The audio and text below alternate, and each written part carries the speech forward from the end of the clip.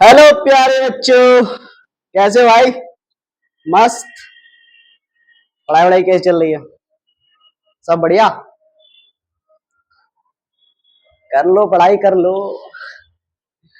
तो आज एक नए फाइलम के साथ फिर से शुरू करेंगे। फाइलम का नाम है आपके प्लेटिहेल्मिंथेस। ठीक है। इसमें आप जानोगे वर्म्स के वगैरह, मतलब आपके पैरासाइट कैसे होते हैं, वर्म्स क्या होते हैं, कीड़े जो होते हैं वो कैसे पैरासाइट होते हैं, एक्टो होता है, एंडो होता है, ये सब इसमें आप जानोगे। एक प्लेनेरिया है उसके बारे में आप जानोगे अच्छे से। तो काफी इंटरेस्टिंग फाइलम है और इसमें ज्यादा कुछ इंपॉर्टेंट है नहीं इतना, बट आपको याद सब कुछ करना है, सिलेबस में है तो अच्छे से पढ़ना है। ऐसा नहीं है हम कुछ भी स्किप कर देंगे, तो आपको पढ़ना जरूरी है। इसलिए इसको पढ़ेंगे अच्छे से और इसकी एक एक लाइन पूरी तरह से, एक एक लाइन पूरी तरह से आपको याद भी कराएंगे। ठीक है, तो शुरू करते हैं आज फाइलम प्लेटिहेल्मिंथेस। ठीक है, तो स्टार्ट करते हैं। सबसे पहले बात कर लेते हैं प्लेटिहेल्मिंथेस। प्लेटी, प्लेट देखिए ना, प्लेटी का मतलब क्या होता है कि फ्लैट एकदम ना, फ्लैट। हेल्मिंथेस वॉर्म, तो इसमें कैसे वॉर्म होते हैं? Flat, flat warm. कैसे? फ्लैट, जिसको हम हिंदी में चपटे कहते हैं, चपटे कर्मी। ठीक है, तो कैसे वॉर्म होते हैं? फ्लैट वॉर्म होते हैं। अब बात कर लेते हैं इनकी बॉडी की। They have Dorsey ventral, Dorsey ventral मतलब डॉर्सल भी होगी और वेंट्रल भी होगी और फ्लैटेंड बॉडी होगी इनकी। ठीक है, इसीलिए इनके क्या बोलते हैं? Flat warm. ठीक है, आगे समझ, एक लाइन समझ में आई। डॉर्सी वेंट्रल होते हैं फ्लैटेंड और इनको फ्लैट वॉर्म बोलते हैं आप इसलिए। ठीक है, अब बात करें इसके हैबिटाट की।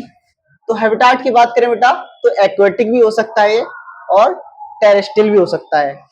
ठीक है, एक्वेटिक भी हो सकता है और टेरेस्ट्रियल भी हो सकता है। देखो आज थोड़ा डिस्टरबेंस हो सकता है बिकॉज साइड में ही जागरण चल रहा है, क्योंकि अब नवरात्रे चल रहे हैं उसकी वजह से तो आवाज आ रही है, तो उसका थोड़ा ध्यान रखना। इसलिए मैं क्या हूँ, थोड़ा लाउडली बोल रहा हूँ, थोड़ा तेज बोल रहा हूँ, जिससे आपको कोई क्लियर ना हो, मतलब सॉरी, आपको कोई परेशानी ना हो इसमें कि आपको आवाज ही नहीं आ रही, बिल्कुल बाहर की आवाज आ रही है। ठीक है, तो मैं थोड़ा तेज बोल पा रहा हूँ इसीलिए, ताकि आपको सारी चीजें समझ आए। ठीक है, तो मैं तेज बोलने की कोशिश कर रहा हूँ। ठीक है, तो आप भी थोड़ा उस पर फोकस कम रखना, मुझे ही सुनने की कोशिश करना। ठीक है, तो बात करें इसके हैबिटाट की, तो एक्वेटिक हो सकता है, टेरेस्ट्रियल हो सकता है और फ्री लिविंग भी हो सकता है। फ्री लिविंग आपके कौन होते हैं? जो आप इसमें पढ़ोगे अभी, प्लेन एरिया फ्री लिविंग होते हैं। फ्री लिविंग का मतलब क्या है? फ्री लिविंग का मतलब बेटा, जो इवोल्यूशन होता है, जो इवोल्यूशन से चेंजेस आते हैं, वो यदि किसी ऑर्गेनिज्म में नहीं आते, जैसे वो इवोल्यूशन के पहले था, इवोल्यूशन के बाद भी वैसे का वैसा ही है, तो उसको बोलते हैं हम फ्री लिविंग। ठीक है, तो ये याद रखना आप। पैरासाइट भी हो सकते हैं, अभी बताया मैंने कि एक्टो पैरासाइट होते हैं, एंडो पैरासाइट ये जानेंगे अभी। ठीक है, पैरासाइट भी हो सकते हैं और मोस्टली कैसे पैरासाइट होते हैं ये याद रखना कि ये मोस्टली कैसे होते हैं? एंडो पैरासाइट होते हैं, बॉडी के अंदर पाए जाते हैं। ठीक है, एनिमल विंग पे भी करते हैं, जैसे आपके वो होते हैं ना, ये टीनिया, टेपवर्म, क्या होते हैं? पेट में क्या हो जाते हैं? कीड़े हो जाते हैं, तो कैसे हो जाते हैं? Endo parasite. ये आपके कहाँ होते हैं? स्मॉल इंटेस्टाइन, लार्ज इंटेस्टाइन में। ठीक है, स्टमक में होते हैं आपके, तो कैसे हो गए? अंदर रहते हैं, तो एंडो पैरासाइट। ठीक है, इन द बॉडी। ठीक है, और डिपेंड करते हैं पूरी तरह से किस पे? होस्ट पे डिपेंड करते हैं पूरी तरह से। ठीक है, अब बात करें इसके लेवल ऑफ ऑर्गेनाइजेशन की, तो मैंने आपको बहुत अच्छे से बताया था कि सिर्फ और सिर्फ प्लेटिहेल्मिंथेस में ही ऑर्गन लेवल ऑफ ऑर्गेनाइजेशन पाया जाता है, वरना ऑर्गन सिस्टम लेवल पाया जाता है सब में। ऑर्गन लेवल ऑफ ऑर्गेनाइजेशन सिर्फ किसमें पाया जाता है? प्लेटिहेल्मिंथेस में। बाकी में कैसा पाया जाता है? Organ system. ठीक है, तो ऑर्गन लेवल होगा ऑर्गेनाइजेशन। बॉडी प्लान की बात करें तो इसका ब्लाइंड सैक होगा, जो अभी तक चलता आ रहा है, सिंगल ओपनिंग। ठीक है, वहीं से वो खाना खाएगा, वहीं से एक्सक्रीट आउट कर देगा। ठीक है, ये समझ आया। यदि इसकी जर्म लेयर की बात करें तो ये टिप्लोब्लास्टिक होता है। अब तक क्या चल रहे थे हमारे? डिप्लोब्लास्टिक, अब स्टार्ट हुआ ट्रिप्लोब्लास्टिक। तीनों लेयर होंगी इसके पास, एंडो एक्सो मीजो तीनों लेयर होंगी, ठीक है। सिलोम की बात करें तो अभी तक हमारा क्या चल रहा है, एसिलोमेट, इसमें भी कोई सिलोम नहीं पाई जाएगी, ठीक है। सिमेट्री की बात करें तो बायलेटरल सिमेट्री होगी, ठीक है। अब तक क्या चल रही थी, सिलेंटेटा टिनोफोरा में कैसी थी, कैसी सिमेट्री थी, रेडियल सिमेट्री, ठीक है। इसमें आ गया बायलेटरल सिमेट्री। डाइजेशन की बात करें तो एक्स्ट्रा सेलुलर होगा, मतलब क्या, सेल के बाहर होगा, ठीक है। और कैसा डाइजेशन होता है, इनकम्प्लीट डाइजेशन होता है, ये लिखा है डीएस का मतलब डाइजेशन सिस्टम, ठीक है। इनकम्प्लीट डाइजेशन सिस्टम इसका होता है। रिप्रोडक्शन की अगर बात करें तो सेक्सेस आर नॉट सेपरेटेड, मतलब यही कहना चाह रहा है कि इसके जो सेक्सेस होते हैं मेल और फीमेल वो सेपरेट नहीं होते, एक ही में पाए जाते हैं, मतलब हर्मोफोडाइड होंगे, बाइसेक्सुअल होंगे, मोनोसियस होंगे, ठीक है। तीनों टर्म यूज कर सकते हैं, ठीक है। यदि बात करें इसके फर्टिलाइजेशन की तो फर्टिलाइजेशन इसका इंटरनल होगा और डेवलपमेंट कैसा होगा, इनडायरेक्ट। मैंने बोला है जब भी इनडायरेक्ट की बात चलेगी डेवलपमेंट तो कैसी स्टेज आएगी, लार्वल स्टेज, तो लार्वल स्टेज में पाई जाएगी, ठीक है। यदि वो डायरेक्ट की बात करता है तो कोई लार्वल स्टेज नहीं पाई जाती, ठीक है। बात करें इसमें क्या पाए जाते हैं, हुक एंड सकर पाए जाते हैं, हुक एंड सकर।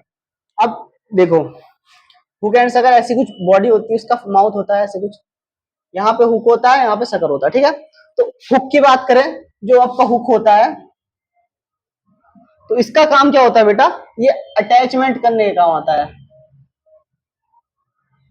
ये क्या करता है, जो होस्ट होगी उसकी बॉडी में अटैच करने का। अब स्मॉल इंटेस्टाइन है, उसमें बहुत सारे पेरिस्टाल्टिक मूवमेंट चलते रहते हैं, तो उसमें अटैच होकर रहता है, ठीक है, इसकी वजह से, हुक की वजह से। और जो उसकी सकर होती है, सॉरी सकर जो होती है, सकर क्या होती है, वो सक करती है। सकर से आपको याद आ जाएगा सक, सक ऑफ न्यूट्रिशन, मतलब जो बॉडी सरफेस होती है उसी से सीधा सक कर लेती है न्यूट्रिशन को, ठीक है, एब्जॉर्ब कर लेती है। आया समझ। तो हुक एंड सकर पाए जाएंगे प्रेजेंट इन पैरासाइट, जो इनका पैरासाइट होता है एंडोपैरासाइट, वो उनके पास हुक एंड सकर पाए जाते हैं। हुक इसलिए पाया जाता है क्योंकि वो स्मॉल इंटेस्टाइन में, आपके पेट में, स्टमक में, जो भी अंदर है, जहां भी है, अंदर रहे तो चिपके रहे, ठीक है, अटैचमेंट बनाए रखे, क्योंकि वो चिपकेंगे नहीं तो फिर निकल जाएंगे, बहुत सारे मूवमेंट हो रहे हैं तो उससे निकल जाएंगे, ठीक है। तो अटैचमेंट के लिए क्या हो गया, हुक हो गया। और न्यूट्रिशन को अब्सॉर्ब करने के लिए उनके पास क्या होते हैं, सकर्स होते हैं, ठीक है। Some of them absorb nutrition from host direct through the body surface, तो ये क्या करते हैं, डायरेक्ट बॉडी सरफेस से ही एब्जॉर्ब कर लेते हैं खाने को, इनके पास और कोई चारा नहीं है। एंडोपैरासाइट होते हैं, सीधा हमारे न्यूट्रिशन से, मतलब हमारी बॉडी से सीधा न्यूट्रिशन खींच लेंगे, जैसे ब्लड सक कर लेते हैं ना, वैसे ये न्यूट्रिशन सक कर लेते हैं, ठीक है। तो ये हो गया।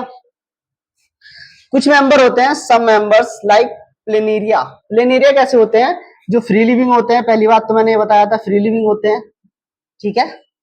पहली बात तो फ्री लिविंग होते हैं। दूसरी बात, poses high regeneration capacity. Regeneration capacity की बात करें तो ये मान लीजिए आपका प्लेनेरिया है, ठीक है, ये प्लेनेरिया है मान लीजिए, मैंने इसको क्या कर दिया, यहां से 3 हिस्सों में डिवाइड कर दिया। तो इसमें इतनी हाई रीजनरेशन कैपेसिटी होती है बेटा कि इसके 3 पार्ट से 3 नए प्लेन एरिया बन सकते हैं। इसके एक एक पार्ट से एक नया प्लेन एरिया बन सकता है, वो भी पूरा, ठीक है। जैसे आपका हैंड काट दे जाए तो आपका नहीं आएगा दोबारा से, इसमें इतने रीजनरेशन कैपेसिटी होती है कि ये कहीं से भी कट जाएगी ना, वो पार्ट ग्रो होके पूरा प्लेन एरिया बना देगा। इसलिए कहते हैं इसमें कैसी रीजनरेशन पाई जाती है, हाईली, बहुत ज्यादा कैपेसिटी होती है, ट्रू रीजनरेशन पाई जाती है, ट्रू रीजनरेशन, ठीक है, ट्रू रीजनरेशन पाई जाती है इसमें, ठीक है। बात करें इनकी सेल की, कि भाई अब इनके पास भी कोई सेल होगी स्पेशल, तो इनके पास एक स्पेशल सेल होती है जिसको हम बोलते हैं फ्लेम सेल, ठीक है, फ्लेम सेल बोलते हैं, जिसको हिंदी में ज्वलंस कोशिकाएं बोला जाता है, ठीक है। तो इसको क्या बोलते हैं, फ्लेम सेल, ठीक है। ये हेल्प करती है ऑस्मो रेगुलेशन में और एक्सक्रीशन में, ठीक है। किस किस में हेल्प करती है, ऑस्मो रेगुलेशन में और एक्सक्रीट आउट करने में, ठीक है। तो ये हो गया यहां तक आपका प्लेटियल मेम्ब्रेन। अब बात कर लेते हैं इसके एग्जाम्पल की। तो दो ये डायग्राम दे रखे हैं। एक तो पहला दे रखा है आपका टीनिया का, जो टैप वॉर्म होता है, जो आपके पेट में पाया जा सकता है, छोटे छोटे वो हो जाते हैं ना कीड़े टाइप, वही, ठीक है। और दूसरा डायग्राम दे रखा है फेसियोला का, जिसको हम लीवर फ्लूक भी बोलते हैं, ठीक है। तो ये आप याद हो जाएगा बिल्कुल अच्छे से, कोई भी दिक्कत नहीं आएगी। इससे ज्यादा इसमें कुछ है नहीं। इसके एग्जाम्पल आप अच्छे से याद कर लेना, ठीक है। टीनिया, टीनिया टैपवॉर्म, और फेसियल लीवर फ्लूक, और एक ही फ्लिनेरिया, ठीक है। इसमें 3-4 एग्जाम्पल है, यहाँ पर याद कर लेना अच्छे से, ठीक है। इस वीडियो में इतना ही, अगले फाइलम में फिर बात करते हैं, ठीक है। धन्यवाद।